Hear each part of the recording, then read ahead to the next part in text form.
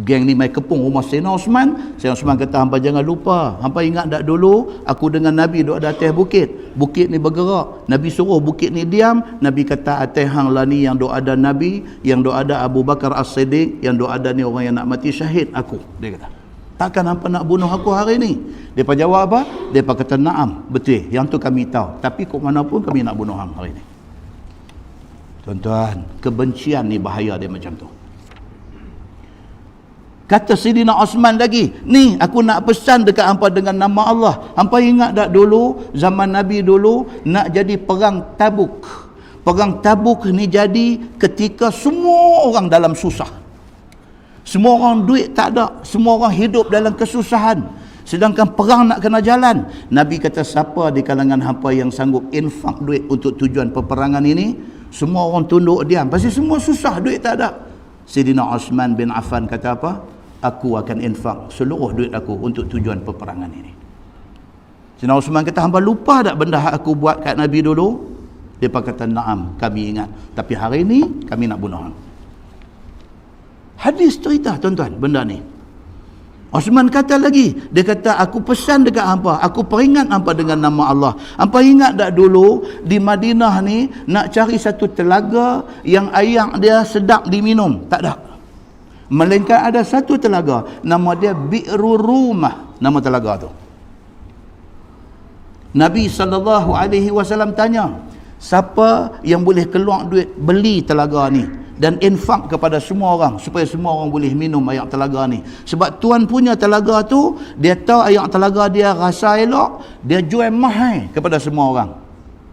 Sayyidina Osman bila dengar macam tu, dia kata, ana ya Rasulullah, saya akan beli telaga tu walau berapa harga dia letak, saya akan beli dan saya akan infakkan kepada semua orang kaya, orang susah, orang miskin, orang musafir, semua boleh minum air telaga ni. Hampa ingat tak aku beli telaga tu bagi hampa?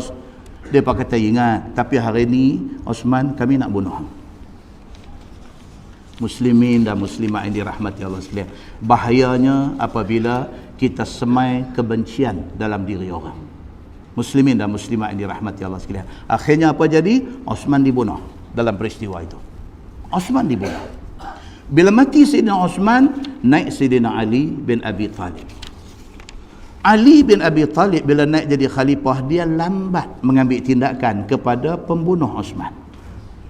Menyebabkan penyokong dan adik-beradik Sayyidina Osman tak puas hati dengan Sayyidina Ali.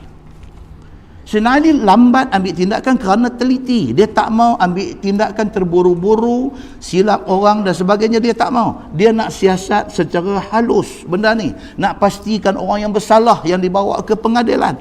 Dia pun tak boleh sabar, dia pun tak boleh tunggu. Dia pun kata Ali saja tak mau nak siasat kes pembunuhan Sayyidina Osman. Dia main pula jarum karat lagi. Dia kata apa? Jangan-jangan Ali ada terlibat di dalam pembunuhan ini. Nampak tuan-tuan? Ini bahayanya. Inilah yang duk jadi dalam masyarakat kita hari ini. Jarum-jarum karat dan juga batu bronzen. Orang Penang kata batu bronzen. Batu api ni. Yang duk nak bagi jadi bergaduh, yang duk nak bagi jadi, ini ada banyak dalam masyarakat. Dia tak boleh tenang selagi dia tak buat orang bagi bergaduh. Dia tak tenang. Dia tu sentiasa duk tercari-cari apa lagi isu yang aku boleh cetus dalam masyarakat ni supaya keadaan masyarakat ni jadi havoc. Muslimin dan muslimat yang dirahmati Allah sekalian. Kebetulan pula Sayyidina Osman adalah sepupu dengan Muawiyah bin Abi Sufyan. Kebetulan. Maka Muawiyah mengambil satu daya usaha, mengambil inisiatif, himpun orang lawan Sayyidina Ali bin Abi Talib radhiyallahu anhu.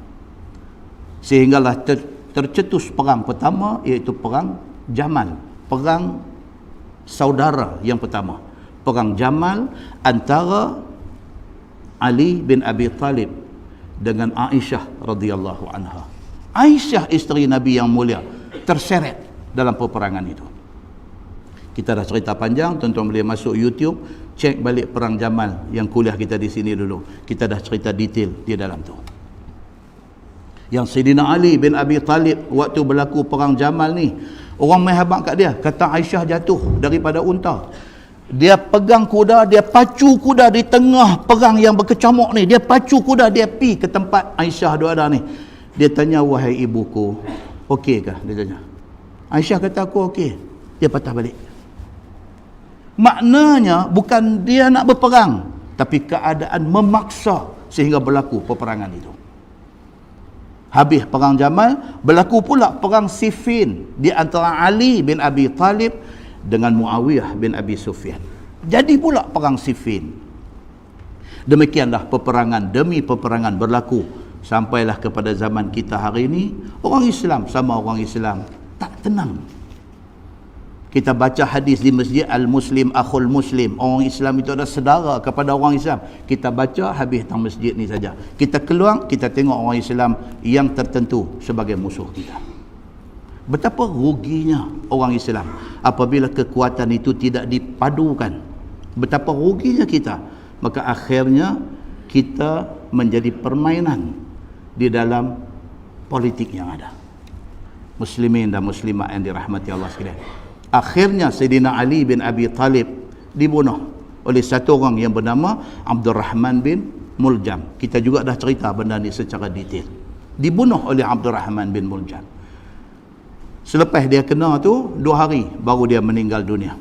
Sayyidina Ali bin Abi Talib wafat 21 Ramadan. Tuan-tuan bayangkan dia dibunuh. Yang kita baca hadis pertama tadi, Sayyidina Ali, Nabi kata ini ahli keluarga aku. Ali dibunuh dalam bulan Ramadan oleh seorang yang mengaku Islam. Abdul Rahman bin Muljam, satu orang yang hafaz 30 juzuk Al-Quran. Dia bunuh Sayyidina Ali bin Abi Talib radhiyallahu anhu. Tuan-tuan tengoklah betapa bahayanya apabila kebencian ini dia meluap-luap, kita sudah tidak boleh kontrol kebencian itu. Muslimin dan muslimat yang dirahmati Allah sekalian. Tidak lama lepas itu kumpulan ini melantik Sayyidina Hasan. Ni yang kita baca hadis ni, cucu Nabi ni, Sayyidina Hasan dilantik untuk ganti tempat bapa dia.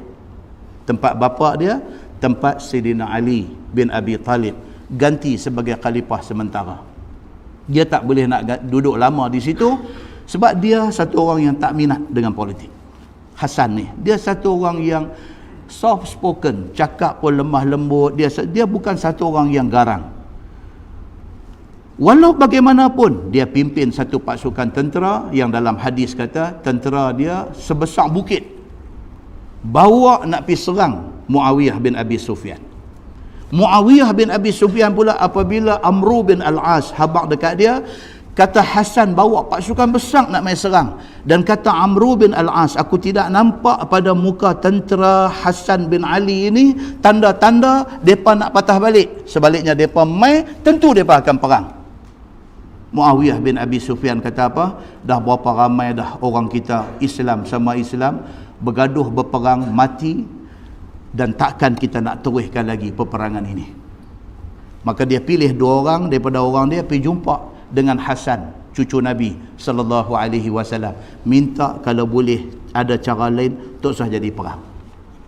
Bila sampai kepada Sayyidina Hasan, cucu Nabi sallallahu alaihi wasallam ni, bila sampai dekat dia kata walaqad sami'tu Abu Bakrah yaqul ra'aitu Rasulullah sallallahu alaihi wasallam 'ala al-mimbar wal Hasan bin Ali ila janbih wa huwa yuqbilu 'ala an-nas marrah wa 'alaihi ukhra wa yaqulu an-nabiy sallallahu alaihi wasallam inna ibni hadza sayyid wa la'alla Allah an yuslih bihi baina fi'atain 'azimatain minal muslimin. Ni cucu Nabi ni, dandan dia ingat balik hadis yang kita baca tadi.